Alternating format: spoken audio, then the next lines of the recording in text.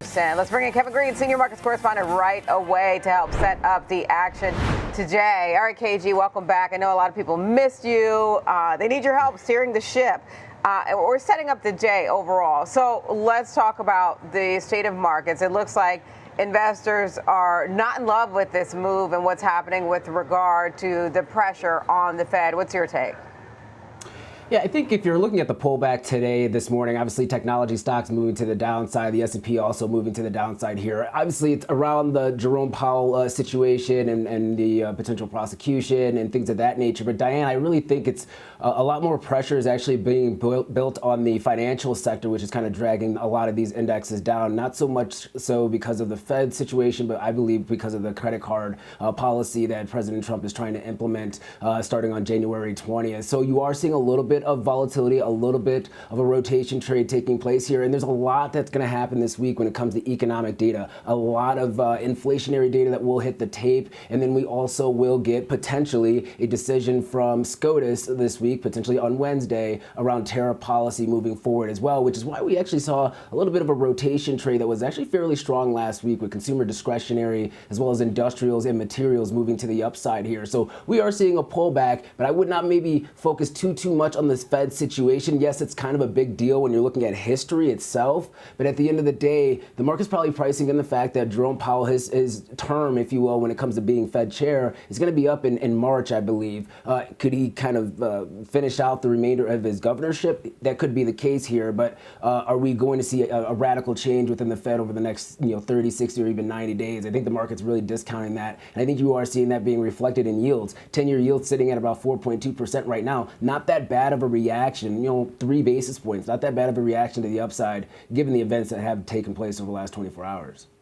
So we'll get into the banks a little bit more in just a moment. It does seem to me unusual, though, that the Fed chair, because usually he kind of just stays out of the limelight unless it's like around the presser time after the Fed decision on rates. But putting out a video and written statement seems unusual from the Fed chair. What's your thought on that?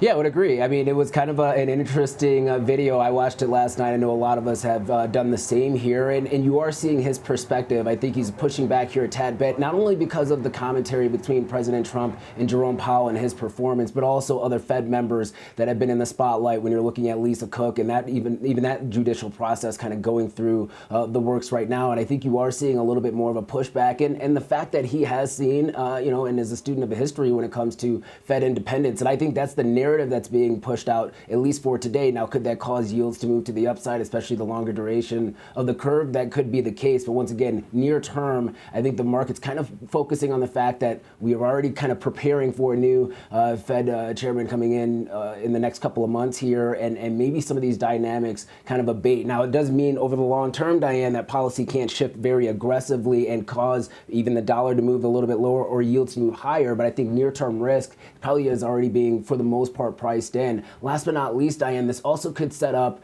for the fact that maybe President Trump could fire Jerome Powell even after he's done with his chairmanship if the Supreme Court also kind of signs off on Lisa Cook's ability to be terminated as well. So this might be laying the groundwork to trying to open up another board spot here when it comes to the Fed over the next couple of months. All right, let's talk about financials now. You've got some pressure on JP Morgan Chase, Bank of America. You look across Citigroup, you look across the sector, you're seeing pressure. It comes at a week where earnings kick off. We've got JP Morgan Chase as the unofficial kickoff of earnings season. Talk to us about what's at stake here. Yeah, so we are seeing policy coming from President Trump. He wants to cap interest rates on credit cards at 10% for 1 year, starting on January 20th. And this is going to be actually a very interesting announcement, given the earnings that we have over the next couple of days. As you talked about, JP Morgan will be reporting, Bank of America, and the other big major financial institutions. And I'm sure analysts are going to ask questions around this. Now, what's actually very interesting, Diane, is the fact that the president is basically stating that if financial institutions do not comply with this interest rate cap, that they are going to be violating the law. And at this point in time, Congress has not passed any laws that actually would institute this cap at this point in time. So there is going to be probably a little bit of a legal battle. You are seeing some of these financial stocks, especially Capital One, down over around 9% in pre-market trading because of this news here. But I think this is going to be a drawn-out process and maybe a little bit of a battle when it comes to the midterm elections this year, maybe some new talking points that they could actually leverage when you're looking at the White House in order to try to, maybe spark some political support. But we are seeing a little bit of a sell-off, but right now, legally, there isn't anything that is in place at the moment to really enforce that 10% cap. Okay, and let's talk about the metals. We are seeing gold higher this morning, silver higher. They're catching a bid once again, hitting new all-time highs. What's your take as you look across that sector?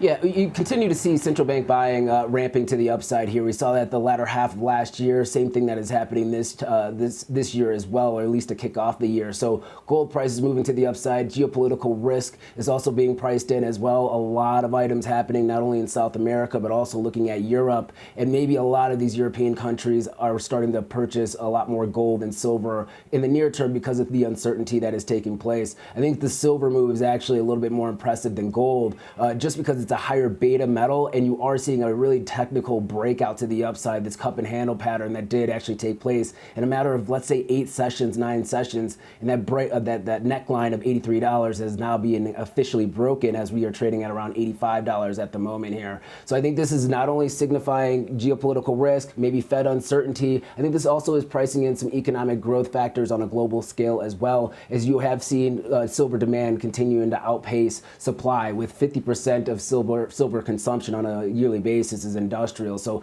there's a lot of fundamental factors for silver to continue to move higher, for gold to continue to move higher as well. And this trade has not broken. And if you do need a safe haven asset and you can't maybe want to expand the exposure when it comes to treasuries, it seems like the metals are the place to go. That's where investors are finding maybe some alpha here in this market.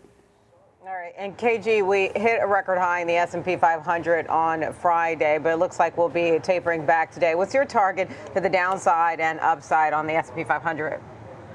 Yeah, so if you're looking at flows from this morning to the upside, 69.65 is going to be your potential area of resistance. To the downside, 68.70. Diane, I will just kind of call out here. We are seeing a pullback, but VIX sitting at around 16 is implying a 1% move to the upside or downside. That's not that bad given the pullback that we've seen overnight. So keep your eye out on the VIX complex here. Right now, it's saying that this is going to be a short-lived pullback and maybe some buyers step in. All right, thank you, KG, and welcome back. That is Kevin Green, our senior markets correspondent, helping you get your setup ready for the day.